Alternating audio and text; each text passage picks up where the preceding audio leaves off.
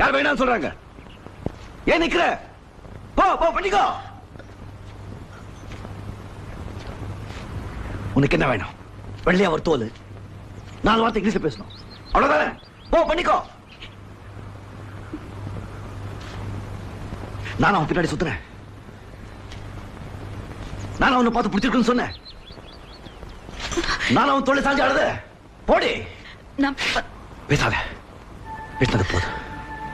அழாதே அழாதே. போ, கல்யாணம் பண்ணி சந்தோஷமா இரு. போடி போ.